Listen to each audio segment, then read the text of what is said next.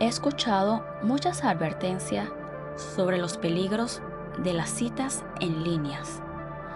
Ya sabes, esos cuentos o historias de terror que circulan por internet o que cuentan los amigos preocupados. Sucesos donde te pueden robar, donde te secuestran o pasan cosas peores. Pero, siendo sincero, nunca me detuve a pensar demasiado en ellas. Después de todo, siempre me he considerado cuidadoso y confiado en las aplicaciones de cita. A lo largo de los años, he sido un usuario frecuente de Tinder. He conocido a muchas mujeres, he tenido muchas citas y siempre fui sincero sobre mis intenciones. Si algo no cuadraba, simplemente lo dejaba pasar sin resentimiento. Hace unos meses, sin embargo, ocurrió algo que me hizo replantearme esa actitud relajada. Ese susto llegó con Teresa, una chica con la que hice match una noche mientras me aburría. Era hermosa, de esas que te hacen dudar si la foto es real o no. Sorprendentemente, fue ella quien me escribió primero. No pasó mucho tiempo antes de que la conversación tomara un giro hacia lo que ambos estábamos buscando. Algo casual, sin rodeos. Todo parecía perfecto. Después de un par de días chateando, le propuse vernos en persona. Fue entonces cuando las cosas empezaron a ponerse un poco raras. Me dijo que no quería salir de su casa porque su perro estaba enfermo y quería quedarse con él. Hasta ahí, todo bien. Yo le entendía. Luego mencionó que vivía en una zona poco agradable y que le daba vergüenza que fuera a su casa. Le aseguré que no me importaba, pero en lugar de darme la dirección de inmediato, me pidió que esperara una hora antes de ir. La verdad, no pensé mucho en eso, pero con el tiempo, bueno, ya les cuento. Una hora después, por fin me envió la dirección. Me pidió que la avisara cuando llegara y que no tocara la puerta porque era un desastre. Que sería más fácil para ella si salía a recibirme. Era algo extraño, lo admito, pero no lo suficiente como para hacerme desconfiar. Subí la dirección en el GPS y manejé unos 20 minutos hasta llegar.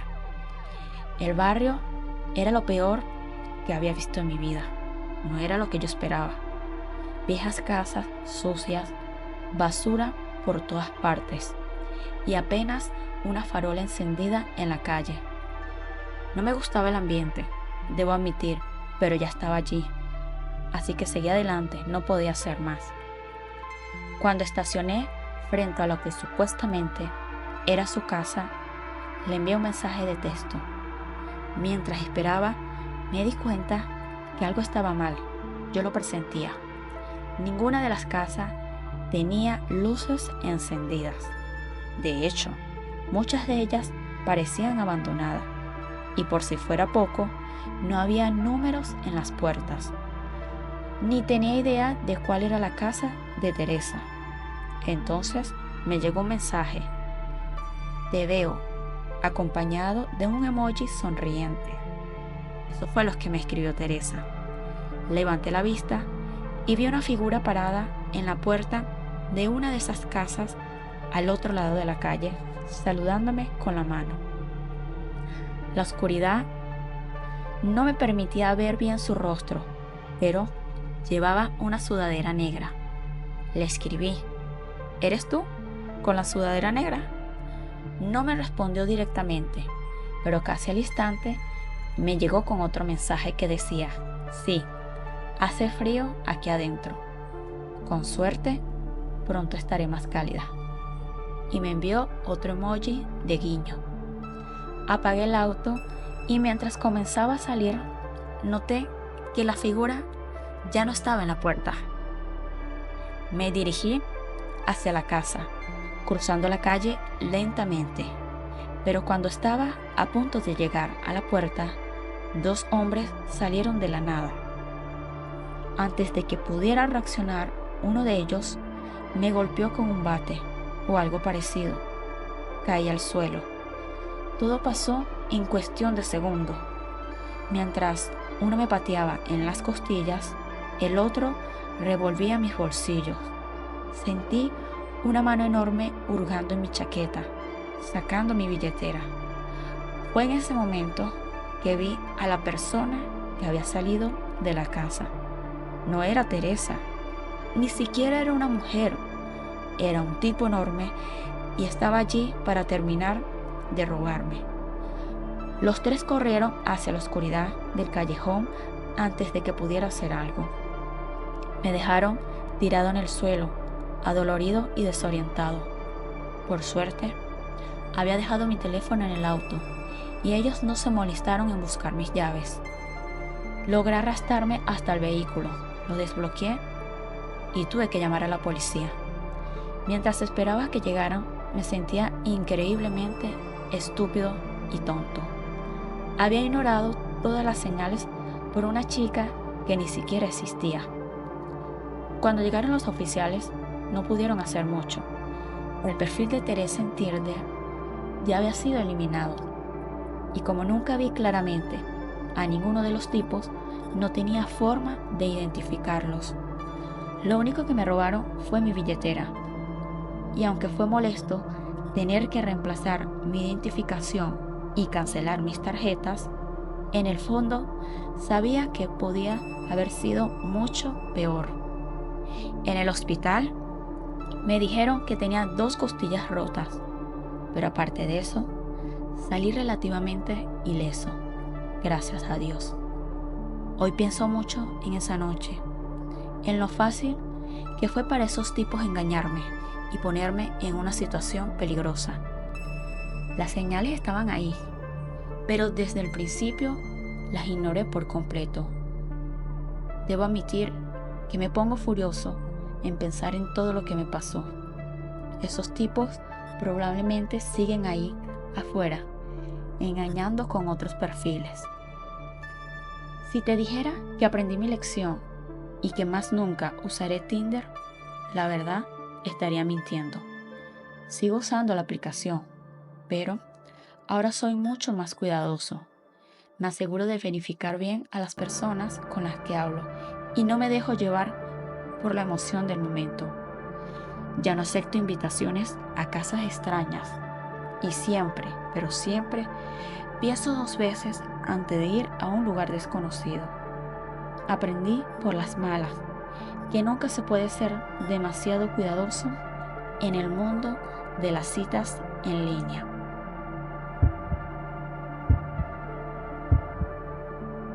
Hace un par de años salí de una relación larga y me encontré en un mundo que apenas conocía, el de las citas. Siempre he sido algo tímido y la sola idea de invitar a una chica a salir me llenaba de ansiedad. Nunca supe si era miedo al rechazo o hacer el ridículo frente a los demás, pero el caso es que no era bueno en eso de ligar. Para cuando conocí a mi ex, Tinder apenas comenzaba a hacerse popular, así que no tuve oportunidad de usarlo, pero ahora, soltero de nuevo, era mi turno de probarlo. Al principio estaba emocionado. Mis amigos hablaban de sus éxitos en Tinder y otras aplicaciones de cita, así que pensé que tal vez me iría bien. Pero tras meses de intentarlo, la emoción se fue desvaneciendo. Salí con una chica que conocí en el parque, pero esa cita apenas duró 20 minutos antes de que ella fingiera una llamada del trabajo y se fuera. La verdad es que ella estaba a punto de dar por perdido todo el asunto. Justo cuando estaba por rendirme, hice match con Dani. Dani era hermosa, tanto que al principio pensé que tal vez era una broma o una trampa, pero seguí adelante. Quedamos en vernos en el parque local, un sitio bonito, con un lago enorme rodeado de senderos. Acordamos encontrarnos a las 5 de la tarde, cuando ambos saliéramos del trabajo. Llegué al parque una hora antes porque estaba nervioso, y alrededor de las 5 recibí su mensaje. Me dijo que iba hacia el pabellón, donde estaban las mesas de picnic. Caminé hasta allá y, para mi sorpresa, ahí estaba ella, la misma chica que vi en Tinder. Nos sentamos a hablar y poco a poco mis nervios fueron desapareciendo. Dani tenía una forma especial de hacerme sentir cómodo, y en menos tiempo del que imaginé, ya estaba totalmente encantado por ella. Después de hablar por un rato, decidimos caminar por uno de los senderos del parque, aunque ya comenzaba a oscurecer. Normalmente no habría aceptado, pero con Dani me sentía seguro. Mientras caminábamos, en algún punto tomé su mano y fue como si todo el nerviosismo desapareciera. Todo parecía perfecto, al menos eso pensaba. Sin embargo, cuando el cielo ya estaba casi completamente oscuro, Dani sugirió que era hora de regresar a los autos. Empezamos a caminar de vuelta, tomados de la mano, hasta que noté algo extraño. Había alguien parado en medio del sendero, casi invisible en la oscuridad. Apenas los distinguía, pero gracias a la luz de la luna pude notar su silueta. Me detuve y le pregunté a Dani si lo veía. Ella asintió y le gritó al hombre, preguntándole si necesitaba algo, pero él no respondió ni se movió. Mi corazón empezó a latir. Empecé a sentirme nervioso y asustado, pero intenté mantener la calma y sugerí que camináramos hacia adelante, que quizás solo era alguien bromeando. Dani estuvo de acuerdo, aunque los dos íbamos caminando despacio y con mucha precaución. Mientras nos acercábamos, pude ver que el hombre ocultaba algo detrás de su espalda. Cuando estuvimos a solo unos metros, él movió las manos y mostró lo que parecía ser un cuchillo. Con una voz áspera nos dijo que nos diéramos la vuelta y pusiéramos las manos sobre la cabeza. Yo no sabía qué hacer, pero antes de que pudiera reaccionar, Dani, con toda su valentía, le gritó y se lanzó contra el tipo, tumbándolo al suelo. Me gritó que corriera y, sin pensarlo 2 veces, lo hice. Escuché los pasos del hombre detrás de mí mientras corríamos de vuelta al estacionamiento. Dani y yo nos metimos en su auto y salimos de allí lo más rápido posible. Mientras nos alejábamos, vi al hombre parado en el estacionamiento junto a otros 3 autos. Eso me hizo pensar que tal vez no estaba solo. Llamamos a la policía para reportar lo sucedido, pero cuando llegaron, el hombre ya se había ido. El único auto que quedaba en el estacionamiento era el mío. Por un momento pensé que tal vez Dani me había metido en una trampa, pero su acción heroica me hizo descartar esa idea, de esa manera tan valiente como enfrentó al tipo. Después de esa noche tan aterradora, fuimos a un restaurante de comida rápida y nos quedamos hablando hasta el amanecer. De alguna manera, esa experiencia nos había acercado más.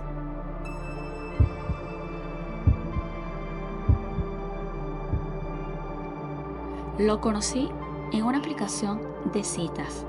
Su perfil no era el más llamativo, pero algo en su mirada me atrapó.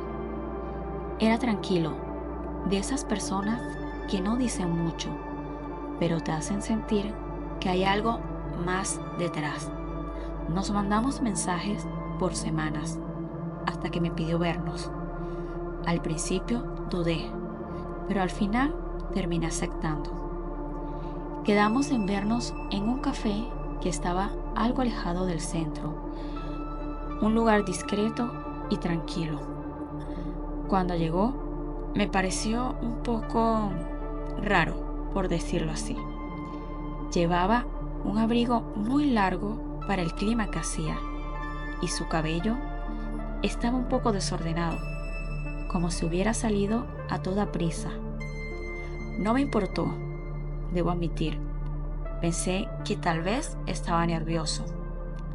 La conversación fluía bien, aunque él evitaba hablar mucho de sí mismo. Parecía más interesado en saber todo de mí. Eso me incomodó un poco, pero había algo en su voz que me tranquilizaba. Yo no sabía por qué, pero me hacía sentir segura, como si todo lo que pasaba a mi alrededor no importara. Al rato me dijo que necesitaba decirme algo importante, algo que no había mencionado antes. Enseguida me dio miedo. Lo noté más inquieto, mirando a su alrededor, como si esperara que alguien apareciera de la nada. Luego lo soltó de golpe y me dijo: no deberías estar aquí conmigo. No soy quien crees. Mis manos empezaron a sudar. Pensé que quizás era una broma o pudiera ser que tuviera otra pareja. Quizás había un juego pesado detrás de todo esto. Pero lo que vino después me dejó sin palabras. Me dijo en un tono bajo: escapé. Yo escapé de un hospital psiquiátrico. Mi mente se nubló. Yo quise reírme para disimular, seguir pensando que solo era una broma, pero la forma en que me miraba no dejaba lugar a dudas.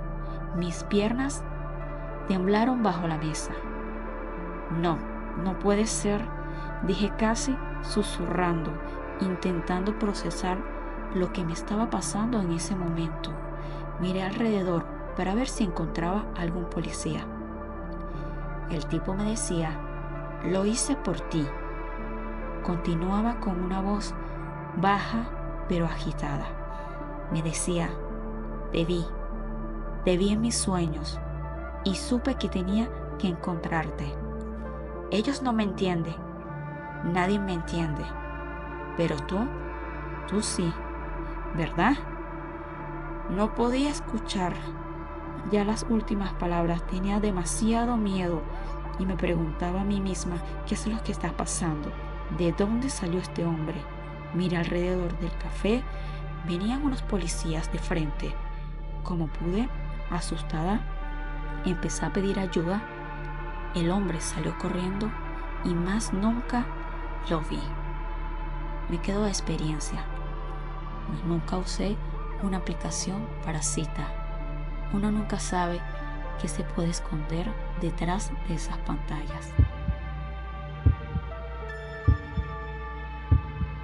Cuando lo vi en la fiesta de disfraces, su máscara era elegante, una mezcla entre lo antiguo y lo misterioso, como si hubiera salido de otra época. Tenía algo que me atrapó al instante, una presencia que destacaba entre la multitud. Intercambiamos un par de miradas durante la noche, hasta que se acercó. Nos reímos, bailamos y al final intercambiamos números. Fue ahí cuando me propuso vernos de nuevo, pero esta vez sin máscaras. Acordamos encontrarnos en un callejón sin salida, algo que en ese momento me pareció emocionante, algo diferente, una cita en algo oscuro sin salida. Acepté.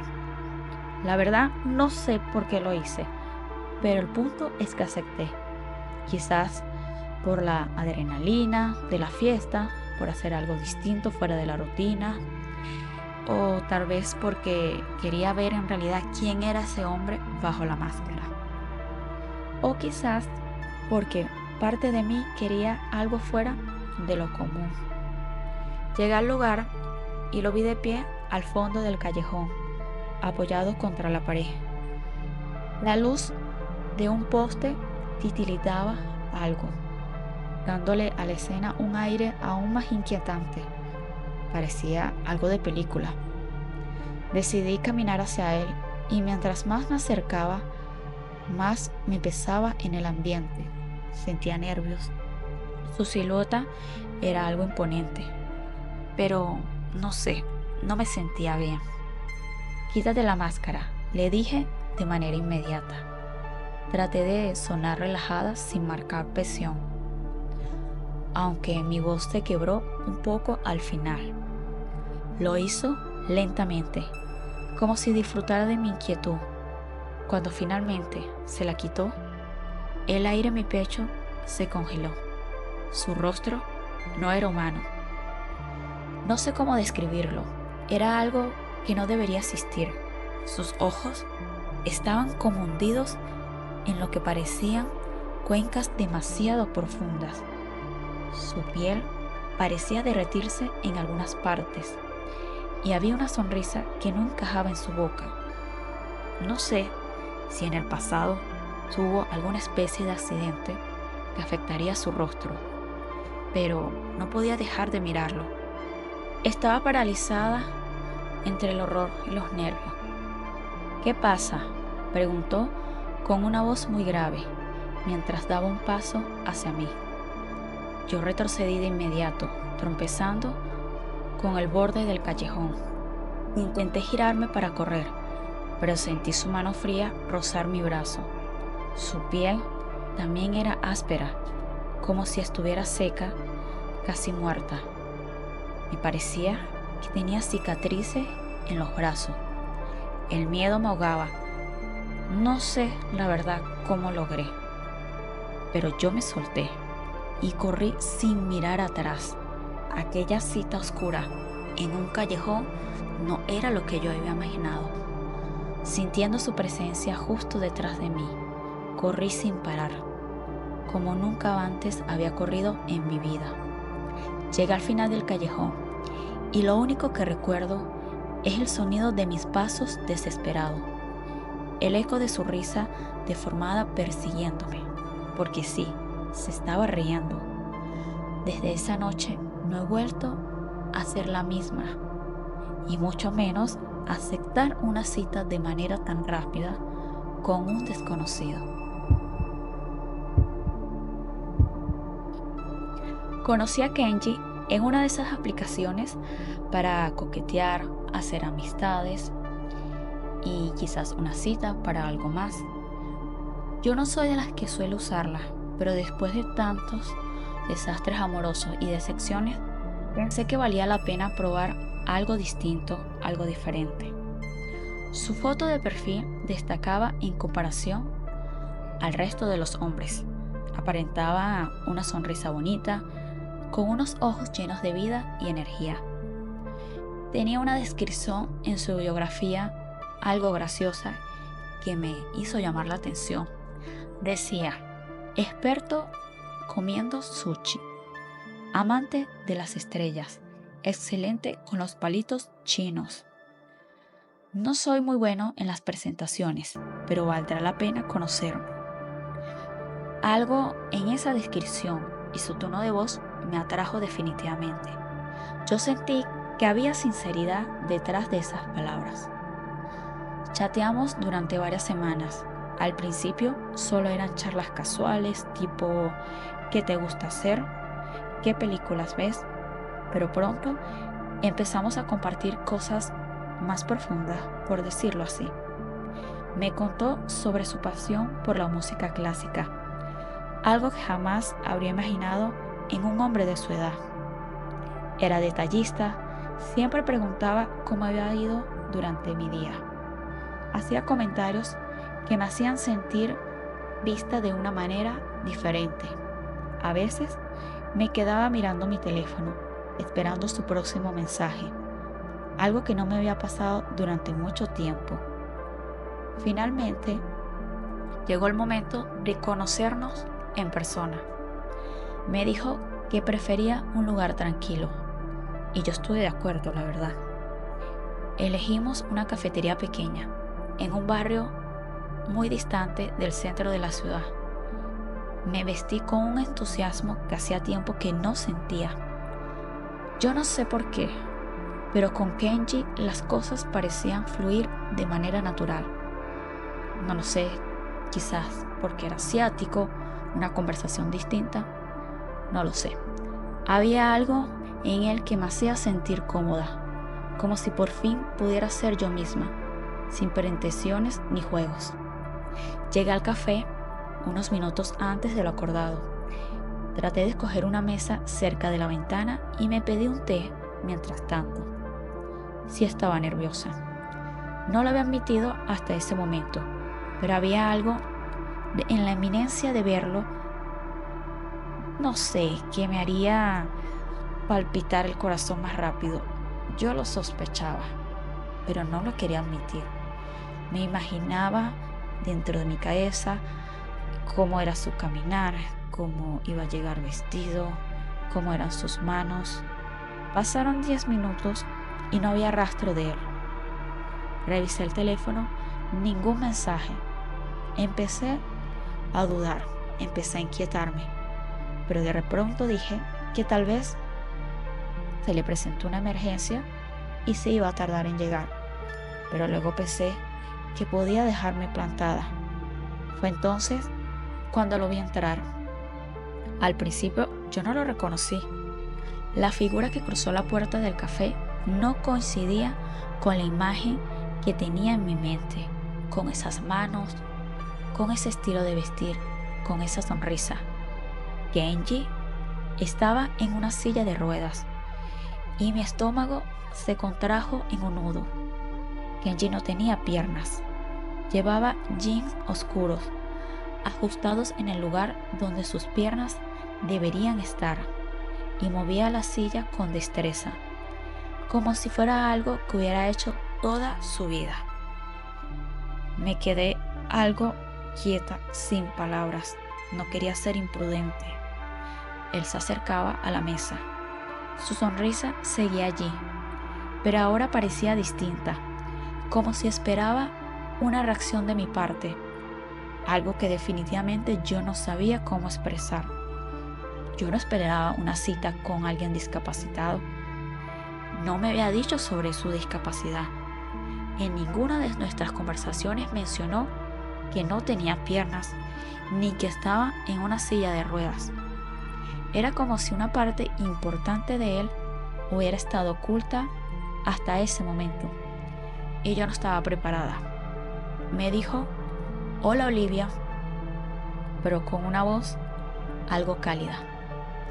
Le respondí: «Hola, Kenji», tratando de disimular. Nos saludamos y él se acomodó frente a mí. Hablamos durante unos minutos, pero mi mente definitivamente estaba en otro planeta, tratando de procesar lo que yo estaba viendo. Y no es por desprecio, pero no es una cita común a lo que yo estaba acostumbrada. No es que tuviera un problema con las personas discapacitadas tampoco.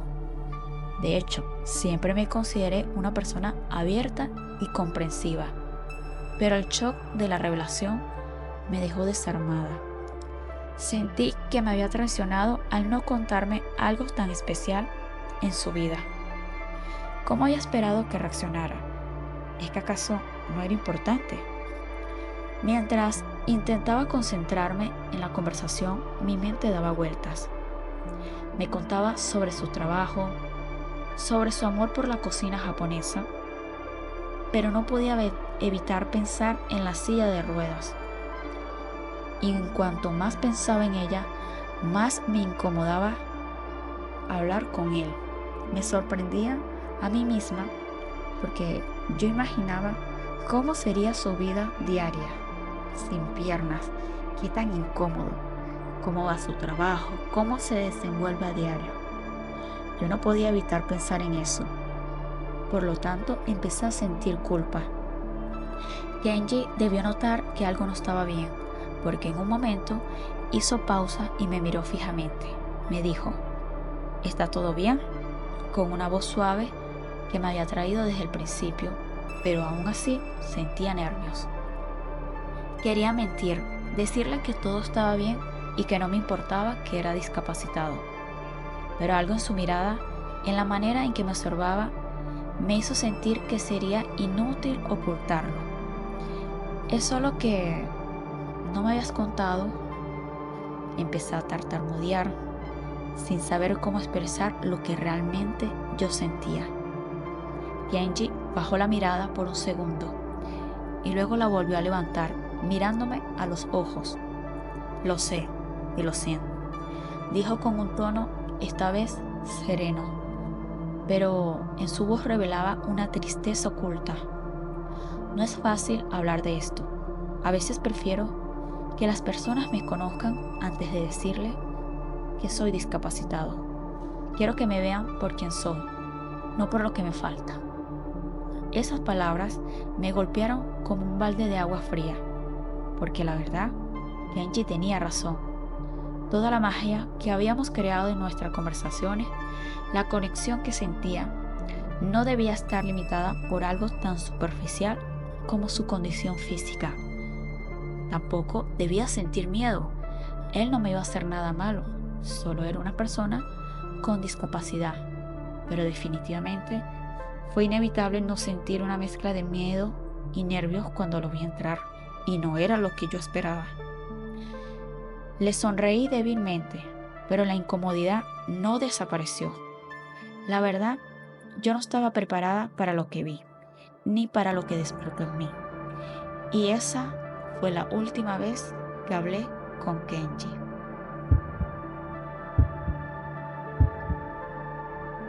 Lo conocí en Greer. No era la primera vez que usaba esa aplicación para personas homosexuales, bisexuales, entre otros. Pero esta vez quise sentir algo distinto. El chico, al que solo llamaré por su nombre de usuario, Max, parecía ser un hombre normal, como cualquier otro. Chateamos por un par de días. La charla fluía sin mucho esfuerzo, de manera natural. Nos reíamos, compartimos algunas que otras historias y un par de fotos. Nada fuera de lo común, hasta que decidimos encontrarnos. Me invitó a su apartamento en el centro de Nueva York. En el mensaje me dio una dirección que parecía ser un buen lugar, un vecindario tranquilo y me atrevo a decir que hasta lujoso. Eran cerca de las 2:30 p.m. Cuando llegué al edificio, toqué el timbre y escuché con una voz cálida que decía, pasa. Entré, subí al ascensor, era algo pequeño y lento, como si me advirtiera lo que estaba por venir. Subí al cuarto piso. La puerta estaba entreabierta cuando llegué. Me pareció extraño, pero no quise prestarle atención. Me recibió con una sonrisa algo tímida, casi nerviosa. Sin embargo, Max era tal y como lo había visto en las fotos, aunque algo en su mirada no cuadraba. No sé con exactitud qué era, pero lo ignoré. Entré al apartamento. No era nada espectacular ni lujoso como pensé, pero estaba bien arreglado, limpio, con un aire acogedor, quizás hasta hogareño. Hablamos un poco, tomamos un par de cervezas, pero algo en el ambiente se tornó tenso. Su voz ya no estaba tan relajada como al principio, todo se volvió más intenso. Yo intenté bromear, quizás, para aplacar la intensidad, pero Max no se reía para nada. Las conversaciones se fueron volviendo un monólogo incómodo de su parte. De repente dejó escapar una sonrisa, pero forzada, y me miró fijamente. Yo sabía que él no estaba para nada cómodo. Me empecé a sentir nervioso. Mi piel se erizó como piel de gallina. No recuerdo exactamente cómo comenzó todo, pero ya el ambiente se había tornado insoportable. Nos habíamos sentado en su pequeño sofá y de pronto esa ligera incomodidad se transformó en algo más oscuro, en algo terrible, para ser sincero. Yo noté y vi cuando se levantaba algo lento. Caminó hacia su cocina y tomó de una caja algo extraño. Yo no lograba ver qué era, hasta que me giré y vi en su mano que llevaba un cuchillo. Me quedé paralizado. Intenté sonreír y disimular, pensando que quizás estaba haciendo una broma de muy mal gusto. Le dije: Max, ¿qué haces? Le pregunté con mi voz, obviamente temblando. En vez de responder, dio un paso más hacia mí. Su expresión había cambiado completamente. Sus gestos faciales no eran los mismos. Ya no quedaba nada del chico simpático con el que había chateado. Todo pasó en segundos. Me levanté instintivamente, pero tropecé con la mesa del centro. Max se abalanzó sobre mí, con el cuchillo en la mano. Yo grité e hice fuerzas con él. En un movimiento desesperado, logré arrebatarle el cuchillo que estaba entre sus manos. Nunca en mi vida había sentido tanto miedo y terror. Nos enredamos en una lucha torpe. Ambos estábamos luchando para ver quién clavaba el cuchillo a quién. Cada uno luchaba por su vida. No sé cómo lo hice, pero conseguí empujarlo con fuerza contra la pared de la sala. Sentí el filo del cuchillo rozar mi costado, quemándome como un fuego. La sangre empezó a salir. Todo se volvió confuso. Los golpes sordos, el sonido del metal cortante, el olor a sangre estaba en el aire y yo me sentía mareado. Era una total pesadilla que no terminaba. De pronto, lo vi desmayarse frente a mí, con una mirada vacía. El cuchillo se me cayó de las manos.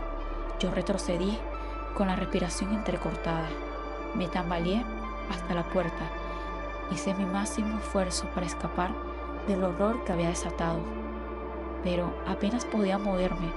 Yo sentía mi cuerpo pesado. Estaba herido por las múltiples cortadas que Max había logrado. Justo cuando salí al pasillo, escuché los gritos de alguien. La vecina de al lado, supongo. Todo era un caos. El sonido de sirenas lo escuchaba a lo lejos. Como si perteneciera a otro mundo, me sentía confundido. En un instante pensé que iba a morir. La policía llegó poco después, pero para entonces ya todo estaba hecho. Me desplomé en el suelo del pasillo, viendo cómo entraban los agentes y los paramédicos. Max cayó muerto. Yo no lo podía creer. Yo lo había matado, pero había sido él quien atacó primero, ¿verdad? Mi mente estaba hecha un nudo de sangre y confusión. Me llevaron al hospital, herido, pero estaba estable, aunque no me sentía del todo bien. Durante los días siguientes, mientras me recuperaba, no podía dejar de preguntarme si todo había sido una trampa desde el principio. ¿Me había invitado a su casa con la intención de matarme? ¿O algo había roto dentro de él mientras estábamos juntos? Jamás lo sabré. Lo único claro es que Green, el lugar donde habíamos comenzado a hablar como dos desconocidos, había terminado por ser un escenario catastrófico, una tragedia en donde Max murió y yo terminé preso. Ahora, cada vez que cierro los ojos, veo su rostro congelado en esa última mirada. Por fortuna, mi sentencia fue corta por defensa propia, pero me queda de experiencia. Más nunca en mi vida conocí a alguien a través de sitios de citas. Decidí aceptar aquella invitación, aquella cita, sin pensar que arruinaría de alguna manera mi vida. Todo empezó como una de esas cosas que uno se dice a sí mismo que no va a salir mal. Ella solo era una ex alumna, una chica que en su tiempo no había destacado más que por su discreción y timidez. Me sorprendió cuando recibí su mensaje por redes sociales. Había sido una de mis estudiantes de francés en la Universidad Central. Hacía ya unos 4 años. Se llamaba Isabel, pero todos la conocían como Isa. Hola, profe, ¿qué tal? Estaba pensando en usted y en las clases. La verdad, me quedé con ganas de practicar más francés. ¿Le apetecería tomar un café y conversar en el idioma? Podría ser divertido. El mensaje parecía inocente. Incluso me alegró que alguien recordara mis clases con aprecio. Tal vez por eso acepté sin pensarlo demasiado. Nos quedamos en ver en un restaurante. Era uno de esos lugares modernos, llenos de plantas y luces cálidas. Isa llegó muy puntual y con una sonrisa encantadora que contrastaba con el recuerdo vago que tenía de ella en el aula. Había cambiado, no solo físicamente, había una confianza en su forma de caminar, en su forma de hablar, que no recordaba de la chica que se sentaba en la última fila. Ella no solía ser así. Nos sentamos a conversar y la charla fue claramente fluida, hasta divertida. Hablamos en francés al principio, pero pronto la conversación se desvió hacia el español. De algún modo comenzamos a hablar de cosas, digamos, más personales. Me sentí muy cómodo, demasiado cómodo, diría yo. Tal vez era el ambiente que se sentía relajado o solo estaba confiado, pero todo me pareció normal hasta que me di cuenta de que ya era muy tarde. Las calles del centro empezaban a vaciarse y el restaurante estaba a punto de cerrar. Deberíamos irnos, dije, pero Isa sonrió y me sugirió algo inesperado. ¿Por qué no me acompañas a mi casa? Está ahí a unas cuadras cerca de acá. Podemos seguir conversando. Hubo algo en su tono, una insinuación que no pude rechazar. No debía haber aceptado, lo sé, pero lo hice. Encontramos su edificio, era algo viejo, con paredes manchadas y rejas en las ventanas. Al entrar, sentí un escalofrío que recorrió parte de mi cuerpo. Sin embargo, seguí adelante, no podía echarme para atrás. Subimos por las escaleras porque, según ella, el ascensor estaba descompuesto. No servía. El ambiente se sentía cargado, algo sofocante. Sin embargo, decidí siempre ignorarlo. Llegamos a su puerta y ella me invitó a pasar. El departamento estaba casi oscuro, apenas iluminado por una lámpara pequeñita en la esquina de la sala.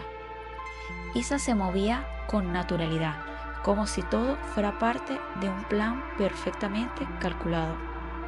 Me ofreció un trago de vino. Me preguntó con una sonrisa, ¿aceptas? Sin duda alguna acepté los tragos. Cuando tomé el primer sorbo, noté que mi cabeza empezaba a sentirse algo pesada. ¿Te sientes bien?, me preguntó Isa, pero había algo en su voz, algo en sus ojos que no era preocupación. Traté de levantarme, pero mis piernas no respondieron. Me sentía sumamente mareado y antes de darme cuenta estaba desmayado en el suelo. Desperté en una habitación desconocida. Mis manos estaban atadas y mis ojos tardaron en acostumbrarse a la oscuridad. El olor era algo húmedo, rancio, como si nadie hubiera entrado en ese cuarto en mucho tiempo. Escuché pasos fuera de la puerta, pasos lentos, como si alguien estuviera esperando a que yo me despertara. La puerta se abrió y vi a Isa, pero ya no era esa chica simpática del restaurante. Había algo en ella que era frío y calculador. Sabía que serías fácil, dijo con una sonrisa que me puso nervioso. Siempre te creíste tan especial, ¿no? El profesor amable, el que todos respetaban, pero no era más que otro idiota. Yo intenté hablar, pero tenía la boca seca y las palabras no me salían. Ella se acercó y me observó con una mezcla de desprecio y satisfacción. «Vas a hacer algo por mí, profe. Vas a transferirme todo el dinero de tus cuentas. Ya he revisado tus cosas. Sé que no eres rico, pero tienes lo suficiente para que valga la pena». Intenté moverme, pero las cuentas estaban bien ajustadas. El miedo me invadió. Lisa sacó un teléfono y me lo puso delante. Me dijo: «Vamos, empieza a teclear. Y te advierto, no intentes nada raro, porque todo será mucho peor». Hice lo que me pidió enseguida. Mientras lo hacía, mis pensamientos eran un torbellino de terror y confusión. ¿Qué había pasado con esa chica que conocí en la universidad? ¿Cómo había llegado a esto? Finalmente, después de lo que pareció una eternidad, terminé las transferencias. «Ahora, profe, es hora de despedirse». Sacó algo del bolsillo, una cinta adhesiva, y me tapó la boca. Antes de salir, me miró una última vez. «Nos vemos, o tal vez no». Eso fue lo que dijo. La puerta se cerró con un sonido seco y me quedé solo, atrapado en esa oscuridad, sin saber si alguien vendría a salvarme o si simplemente desaparecería, como tantos otros que confiaron en la persona equivocada. Por fortuna, entre gritos y movimiento, logré escapar, y de ella más nunca supe. Un mensaje que decía: «Hola hermosa, ¿cómo estás? Te vi en ese restaurante la otra noche. Me encantaría conocerte». Pude haber ignorado ese mensaje, pero decidí contestarlo.